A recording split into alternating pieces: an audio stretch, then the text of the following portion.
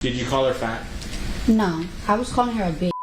I'm with a couple bad bitches, rip the party. If Quavo the QB, I'm Nick Lombardi. Pull up in a space coupe, I done linked with Marty. I can actually afford to get a pink Bugatti. Hey yo, baby bop, you in your EP. Who's gassing this hoe? BP. To make a song called Stupid Hoe, you must be a stupid hoe. Pretty face, no waist, with a big old bag. Bad bitch, I could be a fantasy. I could tell you got big, deep energy. Nicki Minaj's story in hip-hop really takes off when Lil Wayne brought her into the Young Money circle in the late 2000s. At the time, she was already building a name with mixtapes, sharpening her style, and carving her own lane before mainstream radio even knew what was coming. With Drake rising alongside her, Nicki became the female force in a crew that was about to dominate rap for the next decade. That cosign didn't just give her exposure, it put her right in the middle of hip-hop's most powerful new dynasty. But what truly separated Nicki wasn't just the music, it was the way she created a culture around herself. She named her fan base the Barbs before it was even cool to give fans a name. At the time, only Justin Bieber had Beliebers and Lady Gaga had Monsters. Nicki turned it into a movement within hip-hop, giving her listeners a sense of identity. And in return, they gave her the kind of loyalty that could move mountains. It wasn't just about playing her songs on repeat. The Barbs were ready to go to war for her. But with that power came the darker side. The same fan base that lifted her career also created some of her biggest controversies. The Barbs have been known for crossing lines, launching harassment campaigns, doxing critics, and even dragging the families of her rivals into online battles. There have been cases where they targeted people who weren't even alive anymore, proving just how extreme their loyalty could get. Fast forward to 2025, and Nicki's warpath took a turn with the SZA and TDE situation. The roots of that beef actually go back more than a decade.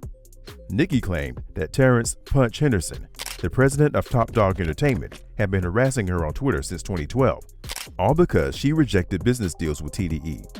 According to her, what started as failed negotiations turned into a long-running smear campaign, and she wasn't going to stay quiet about it anymore. Things might have stayed behind the scenes, but SZA got pulled into the fire. She posted a short tweet about Mercury retrograde, telling people not to take the bait. Harmless to most, but Nicki took it as a shot. She fired back online, throwing heavy accusations at SZA, including claims that she was only shaking up the industry because of her relationship with Drake. Nicki even went as far as to make graphic allegations that sent social media into chaos. SZA wasn't about to sit back quietly either.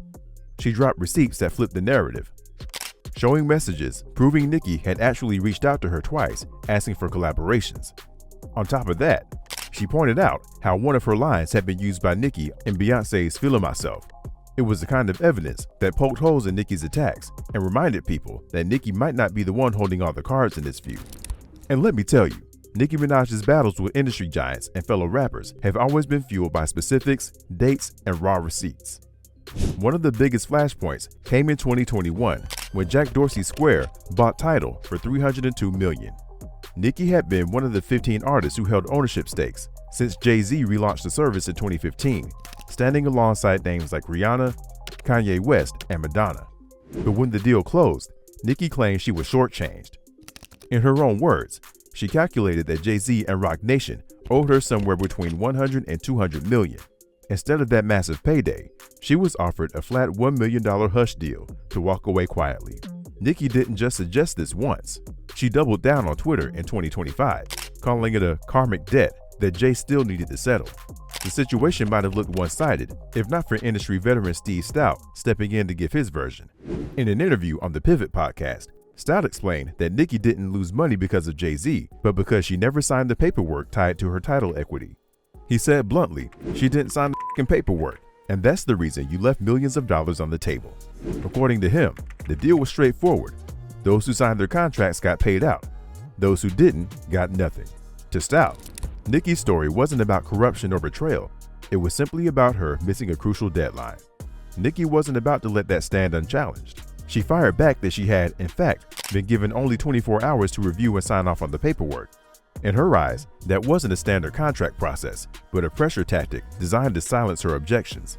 She framed it as an industry scam, saying she refused to be rushed into signing something that didn't reflect her worth. "I was scammed and offered $1 million to be silenced. I declined. she wrote, describing the ordeal as another example of the game's powerful executives play against artists, especially women. Whether or not Stout's account or Nicki's was the real version, the clash showed just how messy the business side of her career had become. What kept the dispute from being just another money fight was the way Nicki spun it. Instead of making it about herself, she promised that if she ever did recover the missing millions, it wouldn't go straight into her pocket. She told her fans in 2025 that the money would fund her Student of the Game initiative, a program where she'd pay off tuition fees and student loans for her barbs.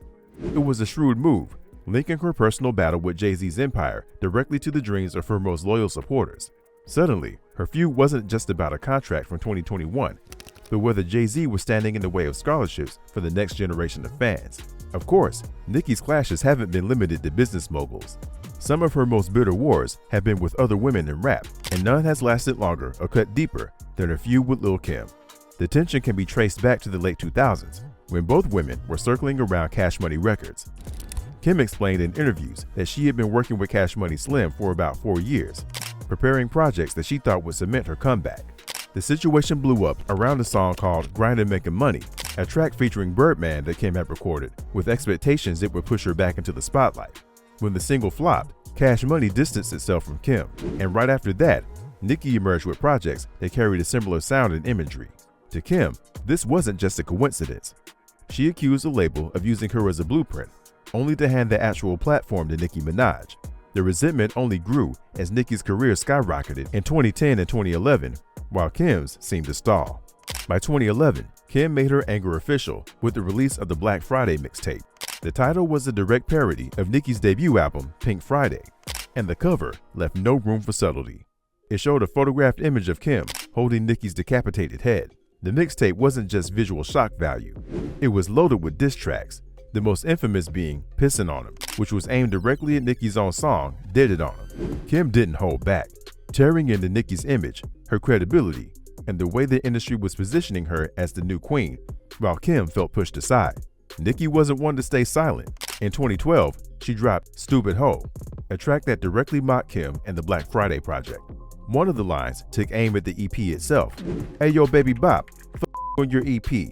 Who's gassing this heat, BP? The entire song was structured as a taunt, with Nicki casting Kim as washed up and irrelevant in the new era. When asked about it on Watch What Happens Live, Kim shot back with the cutting line, if you have to make a song called Stupid Hoe, you have to be a stupid hoe. And then let's talk about another feud between Nicki Minaj and Remy Ma that had been simmering long before the world noticed. As early as 2007, Nicki was dropping freestyles like Dirty Money that Remy interpreted as subliminal shots. But when Remy was sentenced to prison in 2008 and served 6 years, the heat cooled off. Once Remy returned in 2014 though, the competition reignited, and by 2017, it erupted into one of the most brutal battles in female rap history. On February 25, 2017, Remy Ma unleashed Sheether, a diss track stretching over 7 minutes, borrowing Nas's classic Ether instrumental. It wasn't just long, it was surgical. Remy tore into Nicki with allegations of ghostwriters, endless plastic surgeries, inflated sales, and even family scandals tied to her brother Jelani Mirage's legal troubles. The track was a complete takedown, calling Nicki a fraud in nearly every sense, and the internet crowned it one of the most devastating diss records of the decade. Nicki didn't rush to respond. Instead, she waited nearly 2 weeks and then countered with No Frauds on March 10, 2017, bringing Drake and Lil Wayne with her. Unlike Sheether, which went straight for the jugular, Nicki's response leaned on star power and mainstream appeal. She mocked Remy Ma's prison stint, questioned her relevance, and challenged her to book a show without saying Nicki's name. By pairing her clapback with Drake and Wayne, Nicki wasn't just spitting bars, she was flexing her position in the industry. Away from the booth, Nicki's personal life was exploding just as much. Her relationship with Meek Mill, which lasted from 2014 to 2017, was one of hip-hop's most talked about romances. By the time she appeared on The Ellen DeGeneres Show in May 2017, she was calling it a very toxic something. Years later, in 2024, Meek's former associate Dean added fuel by claiming that Meek had spit on Nicki during arguments and even physically abused her. He also tied Meek's infamous 2015 beef with Drake back to Nicki, saying Meek lashed out at Drake out of insecurity over her closeness with him. Even after the breakup, the drama didn't stop. In January 2020, Nicki tweeted directly at Meek, You beat your own sister and taped it, spit on her and taped it, kicked me in front of your mother and sent her to the hospital. The blunt accusations shocked fans who had once celebrated the couple, exposing just how ugly things had gotten behind closed doors. And I should also mention the collision between Nicki Minaj and Cardi B that was almost unavoidable.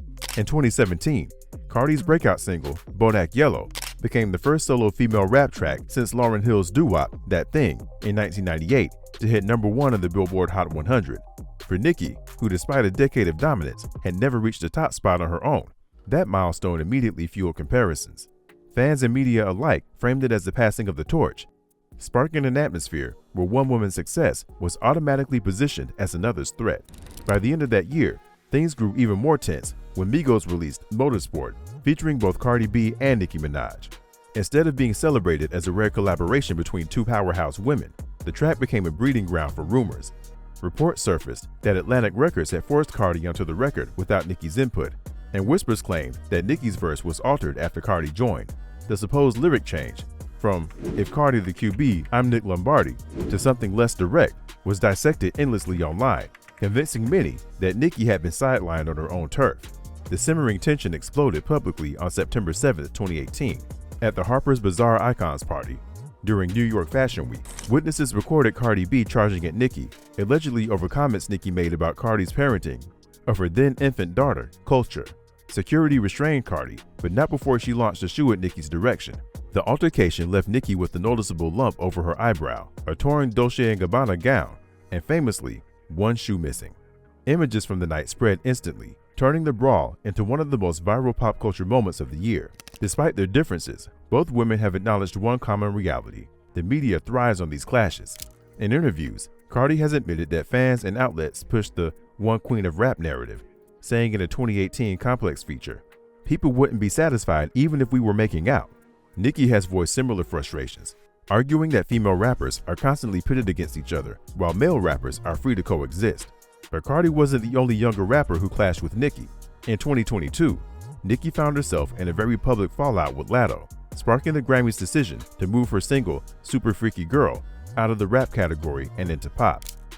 On October 13, 2022, Nicki tweeted that if her track was considered pop, then Latto's Big Energy should also be recategorized. "I have no problem being moved out of the rap category, as long as we are all being treated fairly," she posted, directly naming Latto's song. What could have remained a private disagreement spilled out when Nicki shared screenshots of her direct messages with Latto. In those messages, Latto appeared respectful, telling Nicki, "I agree with you. However, because of where we left off, I don't think you need to bring my song to prove your point." By making the conversation public, Nicki sparked distrust and eventually broke whatever fragile peace remained between them. Latto hit back hard. In a series of tweets, she called Nicki a 40-year-old bully and escalated with, "Super freaky grandma is married and related to rapists. You ain't gonna bully me, bitch." She accused Nicki of being an idol who had turned into a rival, painting herself as a younger artist, standing up to an established figure unwilling to share space. Nicki retaliated with attacks on Latto's racial identity, mocking her as a Karen and questioning her authenticity as a black woman. The feud quickly spiraled beyond the original Grammy debate, diving into personal insults about ghostwriting, family ties, and industry favoritism. What began as a dispute over fairness in awards categorization ended as one of the messiest public exchanges in recent female rap history, leaving both sides scarred. If the Latto feud revealed Nicki's struggle with the next wave of rappers, her rivalry with Megan Thee Stallion showed how fast alliances could collapse. In 2019, the two appeared to be allies, linking up for Hot Girl Summer along with Ty Dolla $ign, a track that peaked at #1 on the Billboard Hot 100. But by early 2024, the friendship had evaporated. On January 26, 2024, Megan released her single, Hiss, which included the line, "These hoes don't be mad at Megan, these hoes be mad at Megan's Law." Fans immediately interpreted it as a pointed reference to Nicki's husband, Kenneth Perry, who was a registered sex offender due to a 1995 conviction. Nicki's response came just days later with Bigfoot, a diss track that was as controversial as it was criticized. Instead of a slick takedown, the song mocked Megan's 5'10" height. "Bad bitch, she like 6 foot, I'll call her Bigfoot," referenced the 2020 shooting incident with Tory Lanez. "The big off," I said, "get up on your good foot," and, most shockingly, made disparaging remarks about Megan's late mother. The track sparked immediate backlash across social media, with even longtime barbs voicing discomfort. Critics, too, tore it apart, Outlets like Billboard and Rolling Stone questioned the decision to attack a shooting victim and bring up a deceased parent, calling it a low point in Nicki's career.